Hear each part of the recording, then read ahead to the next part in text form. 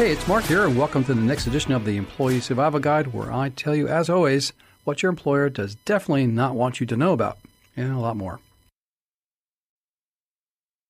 Hey, it's Mark, and welcome back to another episode.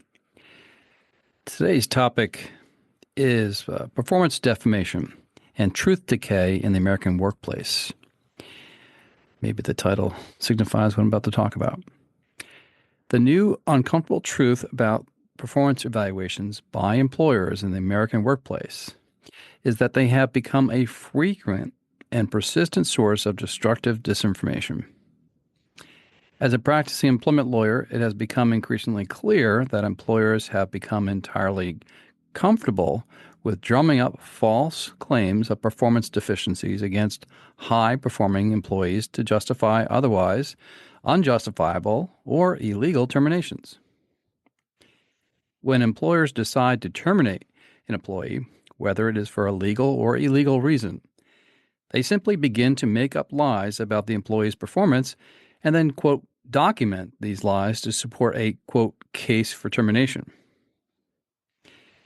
This practice is promulgated by high-priced employment defense lawyers who, I know many of them, who advise their corporate clients that to help avoid civil liability for unlawful or retaliatory terminations, they must create a history of poor performance or misconduct by the employee and, quote, document that history so it can be used as a defense to claims of discrimination, harassment, retaliation, or wrongful termination. Never mind whether the employee is actually committing misconduct or performing poorly. As long as the documentation says there is poor performance, the employers are, quote, covered. The devastating effects of this all-too-common practice cannot be overstated. For most employed Americans, our work is the center of our public existence. Work is fundamental to our identity. Work is essential and integral to our meaningful and productive human life. Human beings derive fundamental concepts of their personality and self-worth from their work. Humans do not only work to live, they work to gain an identity and to contribute to the collective good. Our work is tied up with our aspirations, our hopes for the future, our family's well-being. No part of our economic existence is more significant. When an employer unfairly and falsely claims that our work, into which we have poured so much of our identity, is substandard or insufficient, the negative effects on one's psyche or psychic well-being can be significant and debilitating. When one puts maximum effort, dedication, and the bulk of one's time on a 40-hour work week into a job only to be told that they must accept a made-up lie that their excellent work is actually unsatisfactory by some often subjective standard, which is always the case, by the way, that person loses more than just a job. They lose their self-esteem and their belief in the core concept of the American dream that hard work pays off. My daily experience with this insidious trend towards what I call, quote, performance defamation, it's a real thing, is a system of a larger trend in our society.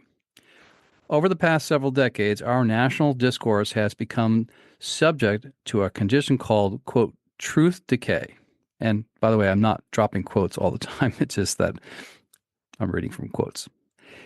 Truth decay is defined as a set of emerging and related trends characterized by increasing disagreement about the facts and analytical interpretations of facts and data, a blurring of the line between opinion and fact, and lowered trust in formally respected sources of factual information. One can think in this instance newspapers. Some of the most well-regarded newspapers have fallen prey to this, in my opinion.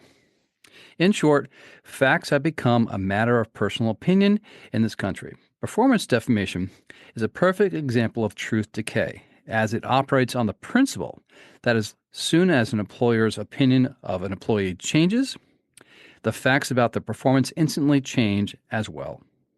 I cannot count the number of times I've seen employees with years of long histories of excellent performance reviews, accolades, and awards suddenly deemed, quote, here's the quote again, incompetent or, quote, poor performers, right after they made a complaint of harassment or when a new manager arrives who does not like them or prefers another employee for some unknown reason. I'll add even one more to that. The lengthy history of someone's employment, year and year after, several reviews every year, and an increase in salary and bonus, all of a sudden, within a matter of months, they're being put on a PIP or given a negative review.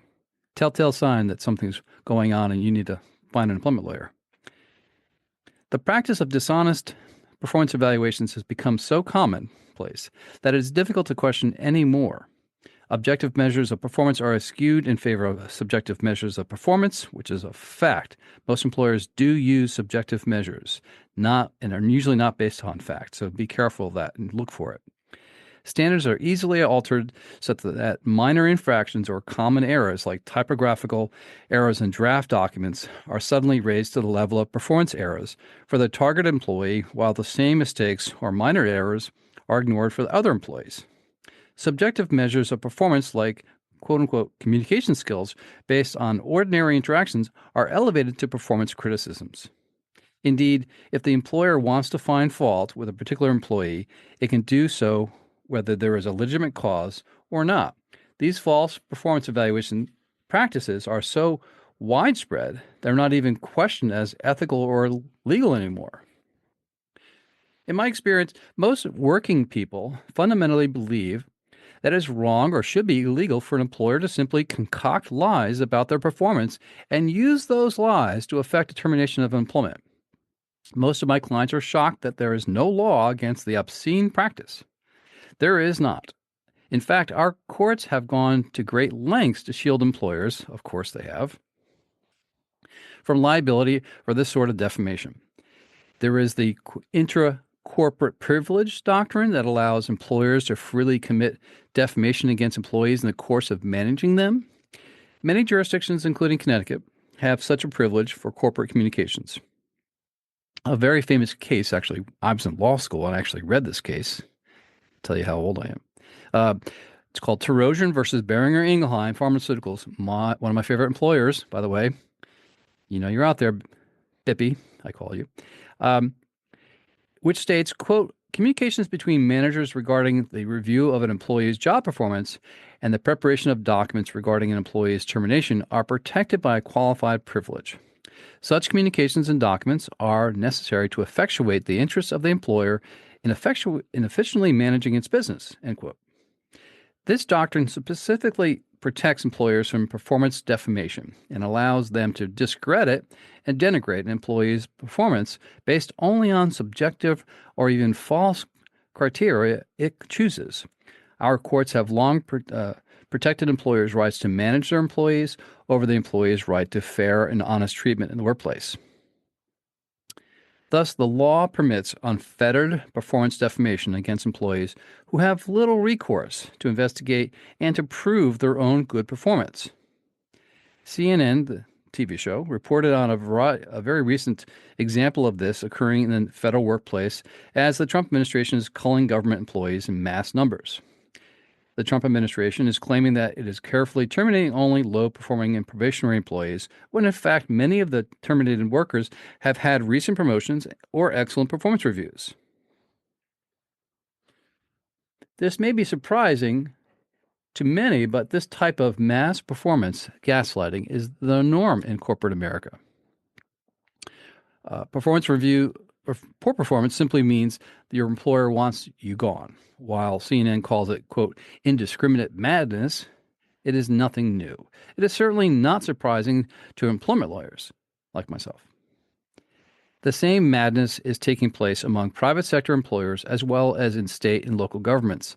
The current administration simply is employing a well-used playbook to rid itself of employees.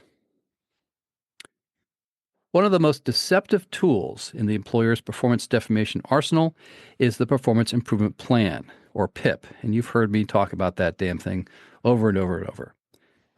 The PIP process is intended to make the employer appear as if it's giving a poor-performing employee notice of their substandard performance and a structured, measured opportunity to improve that poor performance and thereby avoid termination.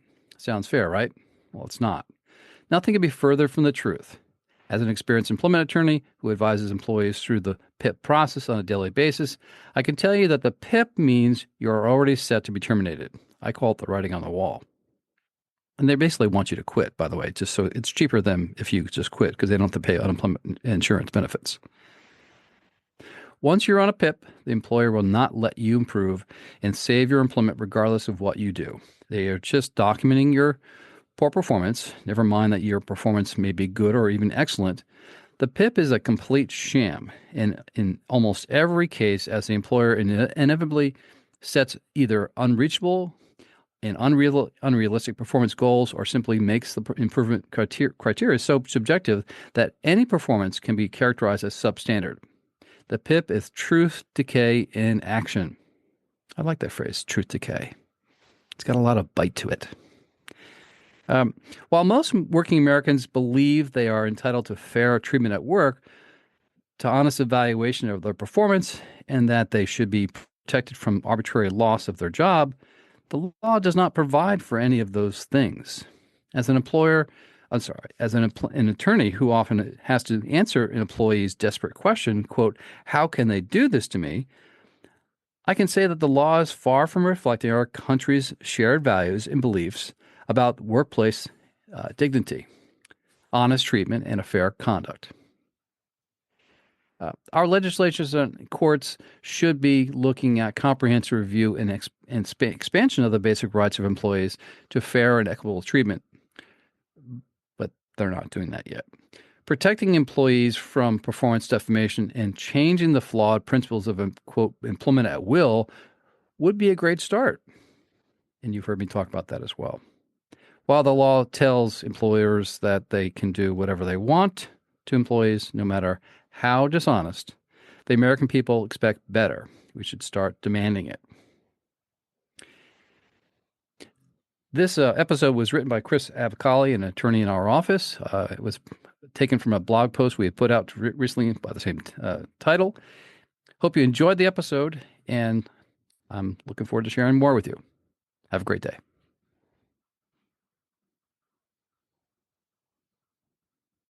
If you like the Employee Survival Guide, I'd really encourage you to leave a review.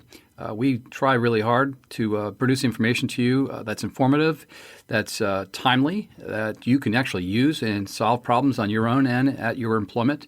So if you like to leave a review anywhere you listen to our podcast, please do so. And leave 5 stars, because anything less than 5 is really not as good, right? I'll keep it up. I'll keep the standards up. I'll keep the information flowing at you. If you'd like to send me an email and ask me a question, I'll actually review it and post it on there. You can send it to mcarey@capclaw.com. That's capclaw.com.